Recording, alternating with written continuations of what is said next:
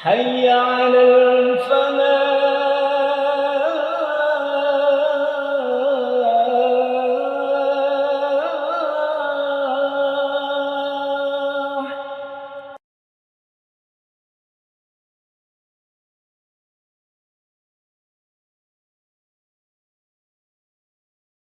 Assalamualaikum warahmatullahi wabarakatuh. Bismillahirrahmanirrahim. Innal hamdalillah nahmaduhu wa nasta'inuhu wa nastaghfiruh wa na'udzu billahi min syururi anfusina wa min sayyiati a'malina. May yahdihillahu fala mudhillalah wa may yudlil falan tajida lahu waliyyan mursyida. Asyhadu an la ilaha illallah wahdahu la syarikalah wa asyhadu anna Muhammadan abduhu wa rasuluhu la nabiyya ba'dah. Allahumma shalli ala Muhammad wa ala ali Muhammad kama shallaita ala Ibrahim wa ala ali Ibrahim wa barik ala Muhammad wa ala ali Muhammad kama barakta ala Ibrahim wa ala ali Ibrahim fil alamin innaka Hamidum Majid. Ma'asyiral muslimin rahimani wa rahimakumullah, usikum wa nafsiya bitaqwallahi faqad faza man ittaqa. Para jamaah yang dirahmati Allah Subhanahu wa taala, ibu-ibu, bapak-bapak dan adik-adik kita semuanya. Sudah seringkali dibahas penjelasan berkaitan dengan dua kalimat syahadat itu.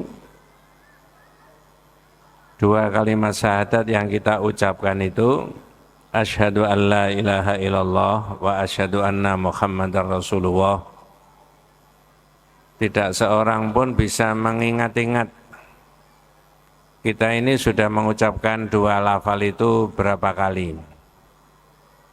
Ada ratusan, ada ribuan, bahkan mungkin jutaan kali kita mengucapkan dua kalimat syahadat itu.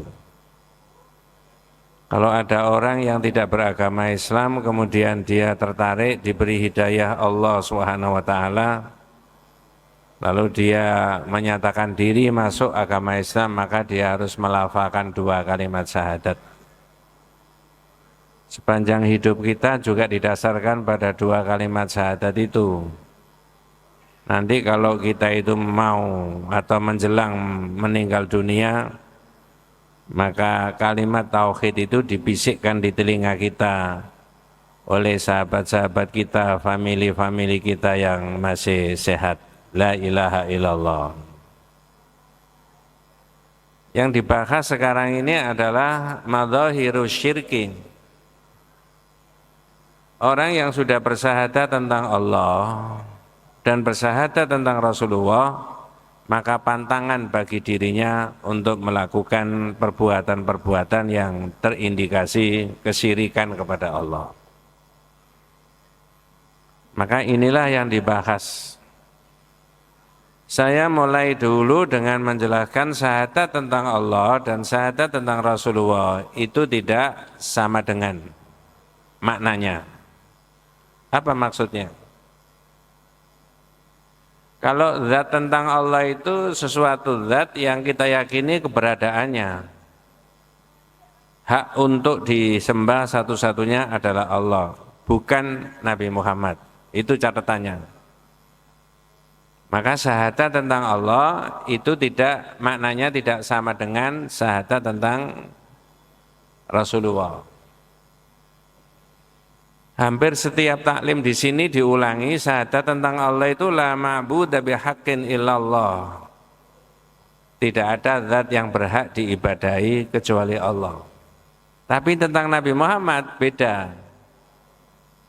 Dalam diri Nabi Muhammad itu tidak ada unsur-unsur yang boleh disembah. Dalam bahasa kitab unsur-unsur rububiyah itu tidak ada, unsur-unsur uluhiyah juga tidak ada. Unsur-unsur uluhiyah itu unsur-unsur yang di dalam dirinya Nabi Muhammad itu ada hak untuk disembah. Tidak, hanya Allah saja. Lalu siapa Nabi Muhammad? Jawabannya ada di Quran maupun di hadis. Nah, saya kemukakan beberapa penjelasan buat kita semuanya tentang sosok Nabi Muhammad itu. Pertama adalah diterangkan di beberapa ayat Nabi Muhammad itu disuruh menyatakan qul innama ana basyarum mithlukum. Saya ini manusia kayak sampean itu loh. Bahasanya dibuat sederhana. Nah kalau manusia kayak Anda semuanya, maka kebutuhan biologisnya sama. Kebutuhan sosialnya sama. Kebutuhan konsumsi makan minum dan sebagainya sama. Bedanya apa? Yuha ilayya. Aku cuma menerima wahyu. Saya rasa ini sudah sering kali kita bahas itu Pak ya. Jadi catatan yang pertama tentang Nabi Muhammad itu adalah sosok manusia biasa. Seperti manusia pada umumnya. Butuh makan, butuh minum, butuh istirahat, butuh berkeluarga, butuh ini dan sebagainya. Ya, hanya menerima wahyu. Satu ya. Dua, dalam beberapa riwayat Nabi sendiri disuruh mengatakan tentang dirinya. Siapa? Abdullah wa rasuluhu.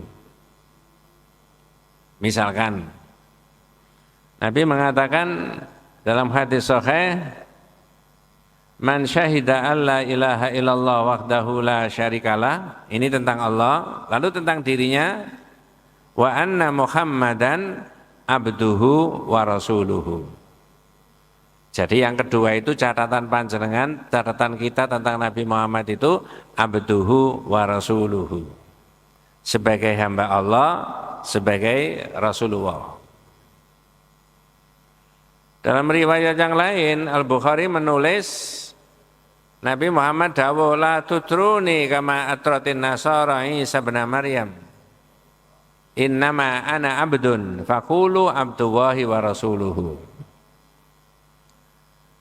Janganlah kalian itu memuji-muji aku, kata Nabi. Sebagaimana orang-orang Nasrani memuji-muji Al-Masih Ibnu Maryam. Itu urusan teman mereka, urusan teman-teman yang beragama Nasrani tentang Al-Masih. Bagi kita umat Islam, Al-Masih sudah selesai sebagai hamba Allah dan Rasulullah. Tapi Nabi menandaskan sekali lagi, la tutruni kama atratin nasara Isa bin Maryam. Jangan memuji-muji aku. Ini nanti Pak yang dibahas Pak. Mudah-mudahan tidak salah paham ya. Janganlah kalian memuji-muji aku sebagaimana orang-orang Nasrani memuji-muji Al-Masih. Innama ana abdun. Saya ini itu cuma hamba Allah. Faqulu Abdullah wa rasuluhu. Kalau mau manggil saya Muhammad hamba Allah dan Muhammad Rasulullah. Dua. Jadi yang pertama tadi Quran menjelaskan Nabi Muhammad itu manusia biasa, bedanya menerima wahyu. Hadis Nabi sendiri menyebutkan bahwa dirinya itu adalah sebagai hamba Allah dan sebagai Rasulullah. Banyak keterangan yang ada seperti begitu.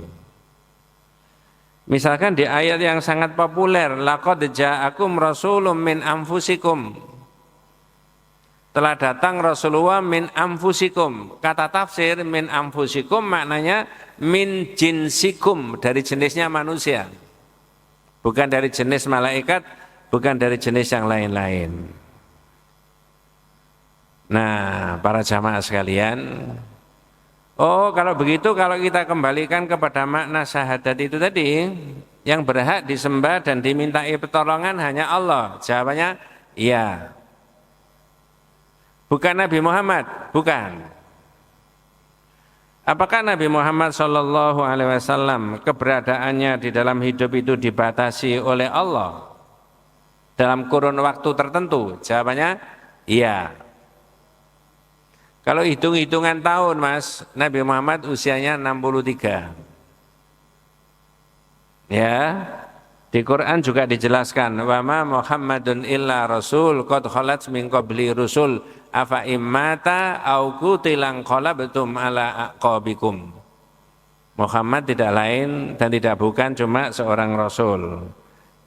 Telah banyak rasul-rasul sebelum Nabi Muhammad. Artinya apa? Keberadaan Nabi Muhammad sebagai Rasul tidaklah unik Saya ulangi, keberadaan Nabi Muhammad sebagai Rasul tidaklah unik. Tidak unik maksudnya apa? Tidak satu-satunya. Karena banyak Rasul-Rasul sebelum Nabi Muhammad. Apakah andai kata Rasulullah itu meninggal biasa, atau meninggalnya dibunuh orang, kamu akan jadi orang kafir kembali. Apa yang saya aturkan ke panjenengan menunjukkan bahwa hakikatnya Muhammad itu adalah seperti kita dari sisi kemanusiaan.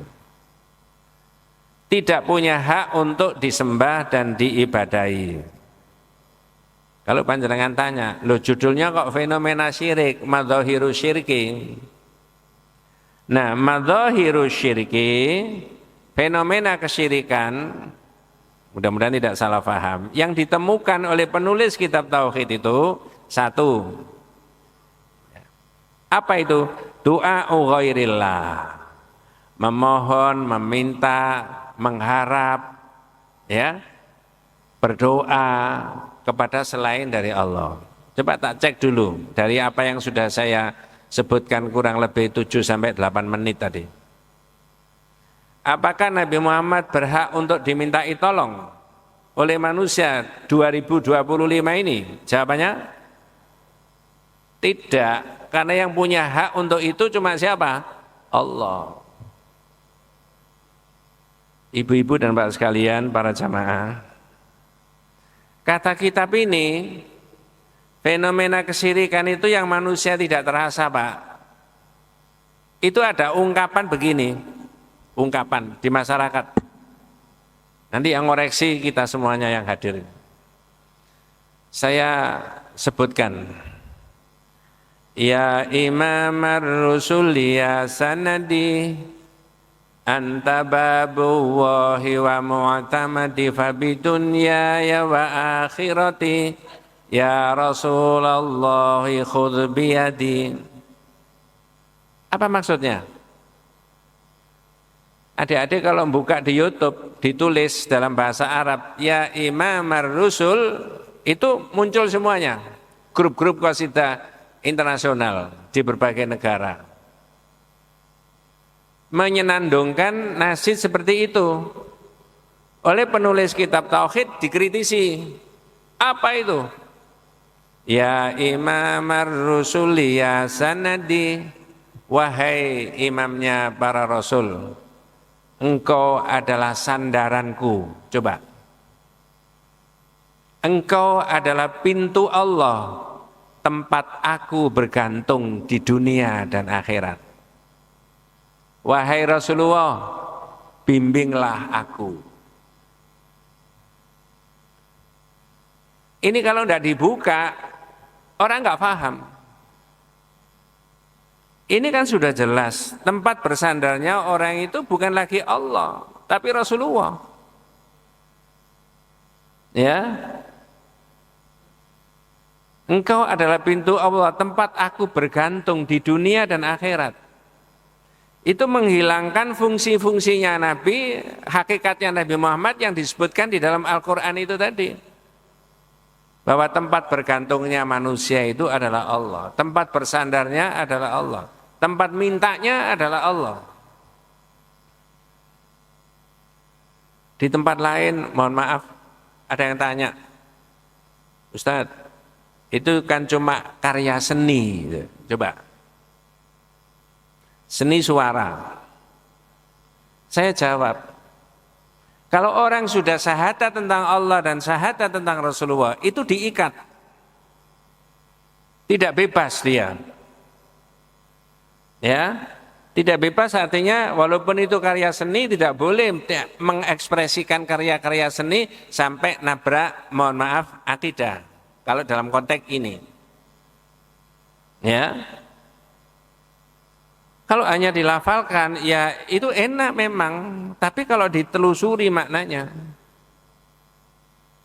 itu jelas nabrak ayat yang dibaca oleh setiap umat Islam setiap hari lebih daripada 30 kali sehari semalam. Apa ayatnya? Alhamdulillahi Rabbil Alamin. Memuji Allah, Pak. Ar-Rahmanir Rahim. maliki yaumiddin. Terusnya iyyaka na'budu wa iyyaka nasta'in. Itu menurut ahli bahasa. Iyyaka na'budu wa iyyaka nasta'in itu. Iyyaka ini ditaruh di depan. Saya sudah pernah terangkan di sini. Mestinya menurut sudut pandangan bahasa Arab, iyyaka ini di belakang. Jadi kalau iyyaka di belakang, na'budu iyyaka wa nasta'inu iyyaka. Tapi orang nggak boleh merubah itu. Susunannya dari Allah sudah betul. Iyyaka na'budu wa iyyaka nasta'in. Tapi dari sudut pandangan bahasa, mestinya iyyaka ini di belakang. Mohon maaf kalau kita tidak akrab bahasa Arab, ada fi'il, ada fa'il, ada maf'ul bi, posisinya di bawah, di belakang. Tapi oleh Allah ditaruh di depan. Maksudnya apa? Supaya orang fokus hanya sama Allah saja. Beribadah dan minta pertolongan. Maka ditaruh di depan. Sampai di situ dipelajarinya akidah tauhid. Nabrak itu tadi.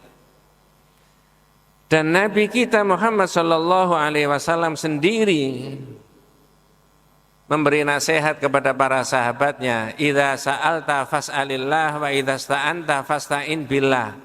Nabrak itu tadi. Apa maksudnya? Kalau kamu minta, mintalah kepada Allah.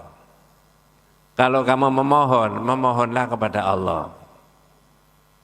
Ya, kata Imam Al-Haytami, idza talabtal i'anata ala amrin min umuri dunya wal akhirah wasta'in billah.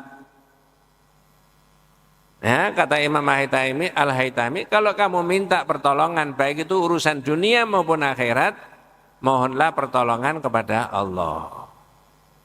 Orang kadang-kadang tidak masuk akal. Nun sewu, mohon maaf, nyabrang jalan hanya 3 meter, 4 meter saja dari arah sini ke arah sana. Itu kalau mengikuti apa yang disampaikan oleh Nabi, orang harus minta pertolongan sama Allah. Dengan cara bagaimana? Minimal lisannya membaca apa? Bismillahirrahmanirrahim. Dalam penjelasan kitab Tauhid, bi itu Pak ya, bismillah, itu maknanya musyahabah wal isti'anah. Musyahabah itu menyertakan Allah dalam perbuatan itu, isti'anah minta pertolongan sama Allah. Inilah akidah itu di situ. Ya. Tapi mengapa orang-orang itu kok banyak yang mohon maaf bukan siapa-siapa, kok bisa salah? Kata Fauzan Al-Fauzan, apa? Masyarakat itu bisa keliru akidahnya. Al-jahlu bil aqidati shahihah bisa babil i'tirad an ta'allumiha wa ta'limiha. Orang itu tidak ngerti Pak, akidah yang benar, bodoh. Jangan pakai yang Surabaya kasaran itu ya, bodoh. Mengapa?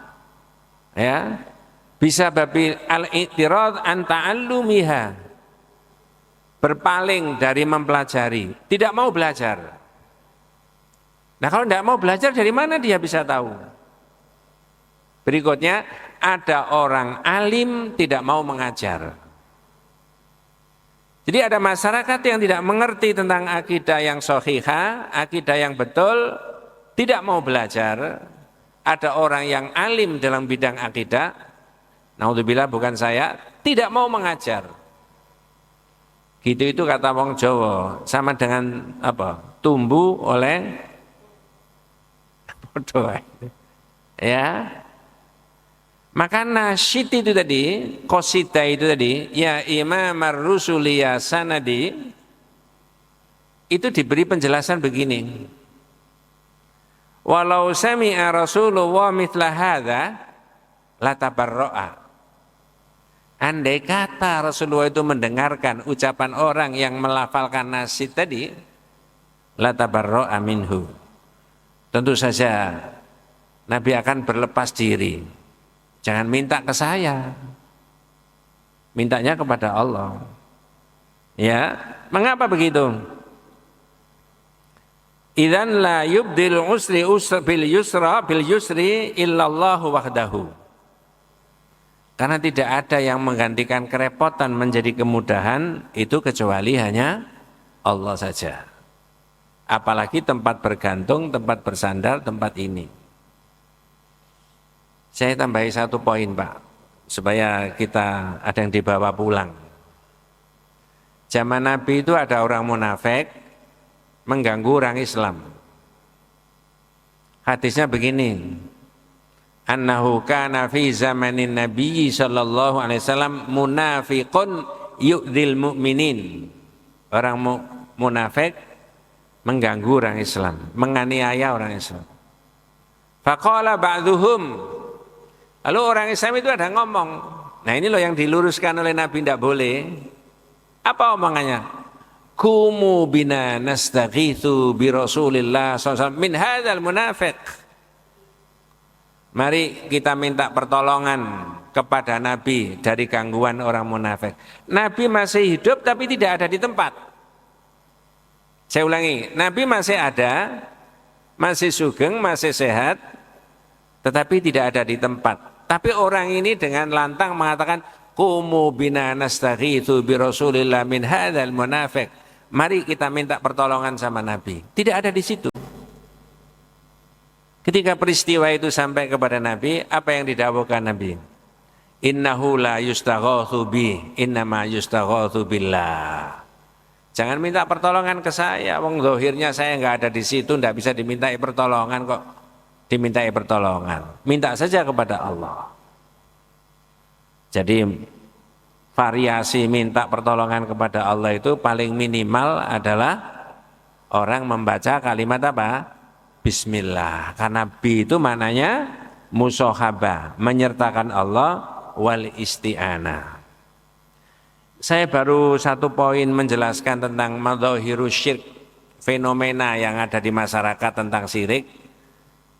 Satu adalah doa ghairillah, memohon meminta kepada selain dari Allah Subhanahu wa taala. Yang kedua, singkat saja. Ada atau tidak kata kitab ini madzahiru syirki, fenomena kesyirikan itu adalah apa? Dafnul auliya wassolihina fil masajid. Memakamkan orang-orang tertentu, orang-orang dianggap soleh dan para wali di dalam masjid. Itu bisa wasilatun ila syirki, bisa mengarah kepada perbuatan syirik. Minimal orang itu mengatakan berdoa di tempat ini karena dekat dengan para wali, dianggap afdol. Padahal Rasulullah tidak menunjuk tempat itu tempat yang afdol. Ketika kita membahas itu, nanti ada pertanyaan. Pertanyaannya begini, apakah berdoa di dekat makamnya Rasulullah itu tempat yang afdol? Saya ulangi, apakah berdoa di dekat makamnya Rasulullah itu tempat yang afdol? Jawabannya terserah. Kadang-kadang orang mengkacaukan Raudhah Ustaz. Oh beda. Raudhah itu dinding antara makamnya Rasulullah sama mimbar. Yang saya tanyakan yang di makamnya Nabi, di dalam, di kamar. Wallahu a'lam. Nanti ada penjelasan berikutnya berkaitan dengan itu. Mudah-mudahan kita semuanya senantiasa diberikan rahmat, diberikan barokah hidayah Allah Subhanahu wa taala. Hadanallahu wa iyyakum ajmain. Mari kita tutup dengan doa kafaratul majlis. Subhanakallahumma wa bihamdika asyhadu an la ilaha illa anta astaghfiruka wa atubu ilaik. Assalamualaikum warahmatullahi wabarakatuh.